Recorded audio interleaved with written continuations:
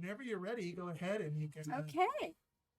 Hi, I'm Lynne Nittler, and I have lived in a very special passive solar home in Village Homes for 43 years now. And I'm going to share some of the special features of it with you. So from this angle, we're out in the cul-de-sac looking at the house.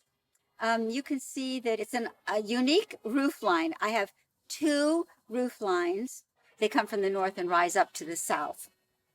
It was built in 1977. It faces south, so it has lots of windows all the way across the south, and you'll be able to see those in a moment. And it lets in the winter sun into the interior. In the summer, the clerestory windows are fully shaded by an overhang, and we're going to see a grapevine that shades the lower windows. We minimized our east and west window to prevent the summer sun from adding heat.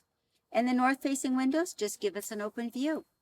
So now you can see the two roof lines coming from the north down or from the south up. And it's unusual. If you could see behind the wing wall, you'd see the clerestory windows.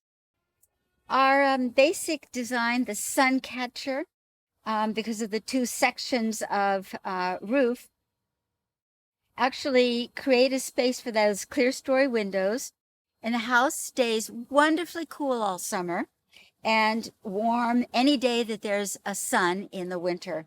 It supplies 100% of our cooling, 70% of our winter heating anytime the sun is out.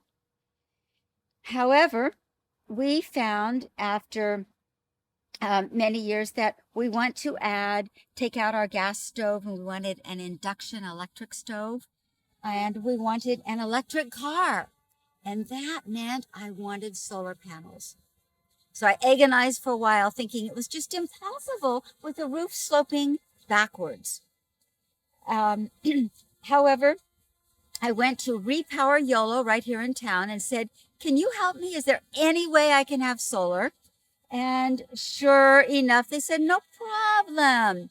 They put on, as you can see from this photo, frames that sit upright, and the solar panels lean against the frames and then face, as we want them to, facing the south. So the solar panels are facing correctly. So my real important advice out of my experience, if you have an unusual roof, be sure you check out with a solar expert what might be possible. Yeah, 888. So I have a Solar Edge inverter, and here it is. Every solar panels always come with this. And I can read how many kilowatts we're producing at the moment, which is 892 kilowatts, even on a day with smoke haze still in the air. They produce starting at sunrise, but they peak at more like 2 p.m. and then go on back down. I'm producing so much solar that I can't use it all, so I'm going to have to buy a clothes dryer. Can you believe 43 years with using only a clothesline? So that's going to be exciting for rainy days. And some air purifiers, now that I know we're going to have smoky days in California. So I need those, and they use a lot of energy. We produce noticeably less energy. I was checking online. You can check all this online and get all the records.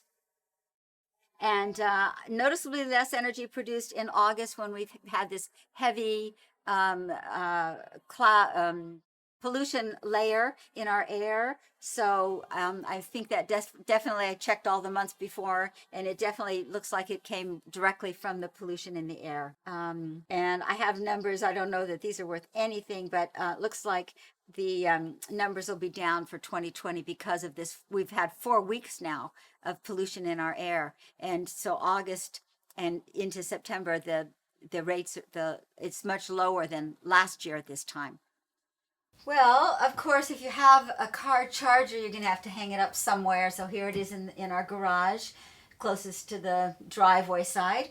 And this is a Clipper Creek EV charger it's local. Auburn makes these. We're lucky that we have somebody that makes them nearby, which cuts down on your shipping charge when you order it. and right near the garage door to charge our Chevy Bolt.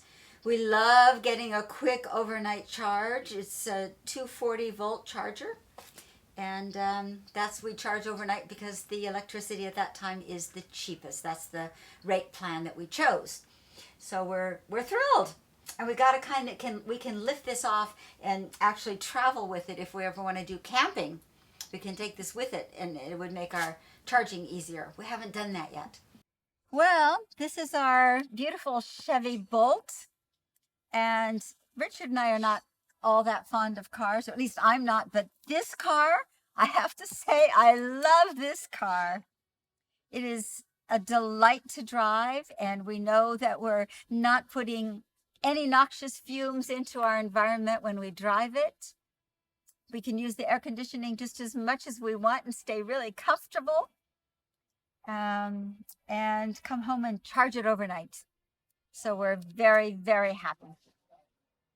Any advice you have for someone that's looking to get an electric vehicle? Well, we're aficionados of electric cars. We belong to the Davis EV Club, which is way fun. All the people there are lots of fun. And we certainly suggest looking into them.